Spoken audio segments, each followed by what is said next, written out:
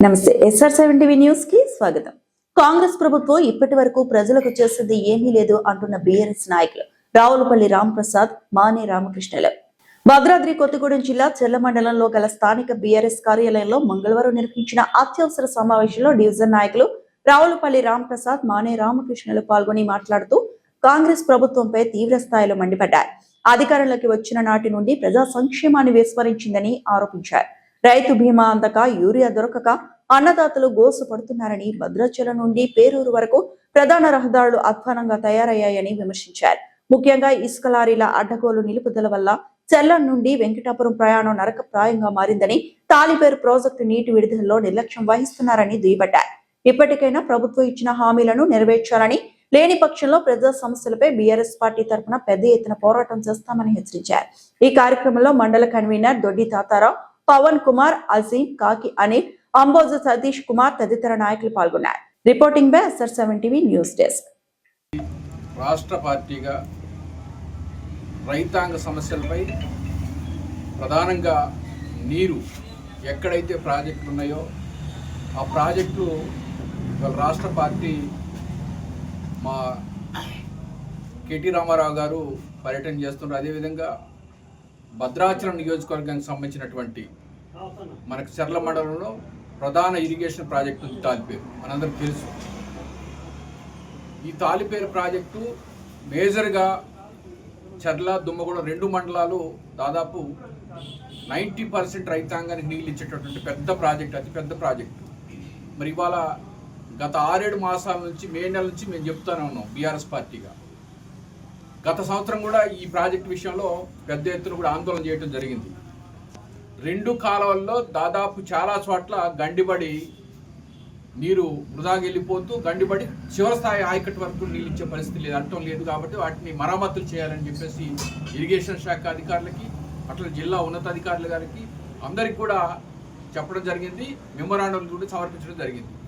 మరి ఈ కాలువ మరమ్మతులు చేయకపోగా రెండోది మళ్ళీ ఈ సంవత్సరం సీజన్ వచ్చింది, జూన్ అయిపోయింది, జూలై 7వ తారీఖు. మరి ఎప్పుడు ఈ ప్రాజెక్ట్ మొన్న ఆ రిపేర్ల కారణంగా లాకులు ఎత్తేస్తున్నారు. మరి ఇవాళ ఈ సంవత్సరం వర్షపాతం తక్కువ ఉందని చెప్పేసి నిపుణులు చెప్తున్నారు, అయినా దాన్ని పట్టించుకునే పరిస్థితి లేదు. మరి ఇది ప్రధానటువంటి ఈ యొక్క ప్రాజెక్టు ద్వారాగా ఆయకట్టులో ఉన్నటువంటి రైతాంగానికి ఎప్పుడు నీళ్ళు ఇస్తారు, ఎప్పుడు నారు పోసుకోవాలని చెప్పేసి మేము బీఆర్ఎస్ పార్టీగా ఈ అధికారుల్ని, లేకపోతే ఇక్కడ ఉన్నటువంటి ప్రజాప్రతినిధులు, ఎమ్మెల్యే గారు కావచ్చు, ఎంపీ గారు కావచ్చు, వాటి మీద శ్రద్ధ చూపించాల్సిన అవసరం ఉంది. వాళ్ళు ఈ రోజు వరకు పట్టించుకునే పరిస్థితి లేదు. అట్లనే ప్రభుత్వం కూడా రైతాంగ విషయంలో గతంలో బీఆర్ఎస్ పార్టీ సీజన్ వచ్చిందంటే రైతాంగానికి ఎక్కడికక్కడ ముందు విత్తనాలు ఇచ్చేటోళ్ళు, తర్వాత ఎరువులు సప్లై చేసేటోళ్ళు, ఎక్కడ కూడా రైతాంగానికి ఇబ్బంది లేకుండా రైతుకు కావాల్సినటువంటి సామగ్రి అంతా కూడా మండలాల వారీగా లేకపోతే సొసైటీల ద్వారా కలిసి పంపేటోళ్ళు. అది లేదు. గత సంవత్సరం రెండు సంవత్సరాల నుంచి చాలా ఇబ్బంది పడుతున్నారు రైతాంగం. ఒక పక్క విత్తనాలు లేవు, ఒక పక్క ఎరువులు లేవు. రెండోది, గత ప్రభుత్వం బీఆర్ఎస్ పార్టీ ముఖ్యమంత్రి కేసీఆర్ గారు ఉండేటప్పుడు సీజన్ వచ్చిందంటే రైతు బంధు, రైతులకి ఎరువులు కొనుక్కోవాలన్నా, విత్తనాలు కొనుక్కోవాలన్నా రైతు బంధు టక్కన టకా టకా టకా టక్ టింగు టింగు పోగేది చెల్లు. ఇవాళ రైతు బంధు అడ్రస్ లేదు. రైతుల దగ్గర విత్తనాలు కొనాలనుకున్నా, ఎరువులు కొనుక్కొని డబ్బులు లేని పరిస్థితి కనపడతా ఉంది. ఈ ప్రభుత్వం రైతుల పట్ల విపరీతమైనటువంటి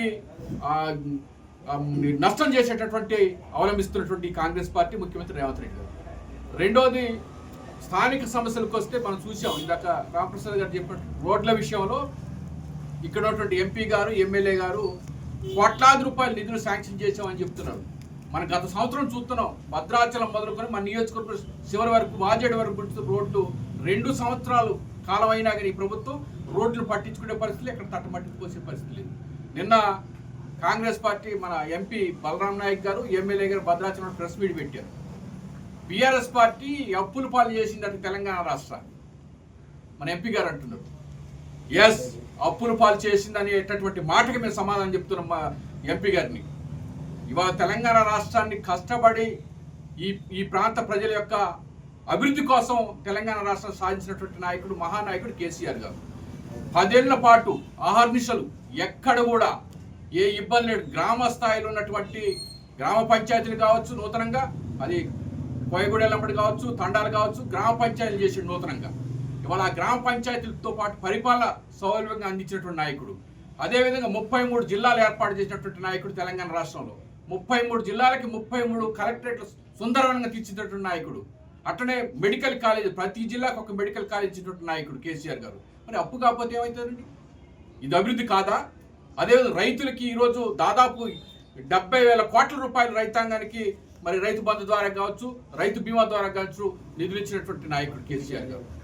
బ్రహ్మాండమైన పథకాలు ఈ రాష్ట్రంలో అన్ని వర్గాల ప్రజలకు సంక్షేమం, అభివృద్ధి కార్యక్రమం రెండుగా సమృద్ధిగా నడిపినటువంటి నాయకుడు. కళ్యాణ లక్ష్మి పథకం బ్రహ్మాండమైన పథకం, అటువంటి కేసీఆర్ గారు కిట్ ఇచ్చినటువంటి పథకం బ్రహ్మాండమైన పథకం. ఇలాంటి అద్భుతమైన పథకాలు ఈ రాష్ట్రంలో ఇచ్చి పేద అట్టడుగు స్థాయి వర్గాలను అభివృద్ధిలో తీసినటువంటి నాయకుడు. మరి అప్పు చేసి అభివృద్ధి చేశాడు.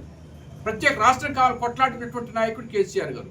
ఆ విధంగా దానికి అనుగుణంగానే అప్పులు తెచ్చి ఈ తెలంగాణ రాష్ట్రం మొత్తం కూడా సుందరవనంగా భారతదేశంలో చరిత్ర సృష్టించినటువంటి కాళేశ్వరం ప్రాజెక్టు కట్టాడు. ఇవాళ కాళేశ్వరం ప్రాజెక్టు నీళ్ళు ఇచ్చే పరిస్థితులు నీళ్లు ఉన్నాయి, కానీ నీళ్లు పంపింగ్ ద్వారా ఇచ్చే పరిస్థితి, గేట్లు ఎత్తే పరిస్థితులు ఈ కాంగ్రెస్ పార్టీ ప్రభుత్వం, ముఖ్యమంత్రి గారు. మరి ఇవన్నీ అభివృద్ధిలో భాగంగా అప్పులు చేసింది. ఇవాళ కాంగ్రెస్ పార్టీ 2.5 ఏళ్ళ దాదాపు 3 సంవత్సరాలు కాలం వస్తుంది.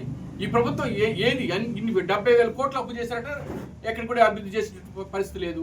ఎక్కడ చూసినా అవినీతి, ఎక్కడ చూస్తే అక్కడ ఇసుక దోపిడీ, మైనింగ్ దోపిడీ, వాళ్ళు కొట్టుకోవడం సరిపోతుంది. ప్రజల పరిస్థితి పట్టించుకునే పరిస్థితి లేదు ఈ ప్రభుత్వం. అది మేము అడుగుతున్నాం. ఇవాళ గ్రామ స్థాయిలో ఉన్నటువంటి సమస్యలు చాలా పెరిగిపోయినాయి. ప్రధానంగా మన నియోజకవర్గం చూడండి, ఎక్కడ వేసిన గొంగడ అక్కడే. ఒక పని కాదు, ఒక వ్యవహారం కాదు. మరి వాళ్ళ ప్రభుత్వాన్ని బీఆర్ఎస్ పార్టీ పక్షాన మేము ఒకటే డిమాండ్ చేస్తున్నాం. రైతాంగానికి సీజన్ స్టార్ట్ అయింది కాబట్టి ఎక్కడైతే ప్రాజెక్టులు ఉన్నాయో ఆ ప్రాజెక్టుల ద్వారా నీళ్ళు ఇవ్వండి రైతాంగానికి, సరైన టైంలో విత్తనాలు ఇవ్వండి, సరైన టైంలో ఎరువులు సప్లై చేయాలని చెప్పేసి ఈ తెలంగాణ రాష్ట్ర కాంగ్రెస్ పార్టీ అధికార పార్టీ ముఖ్యమంత్రి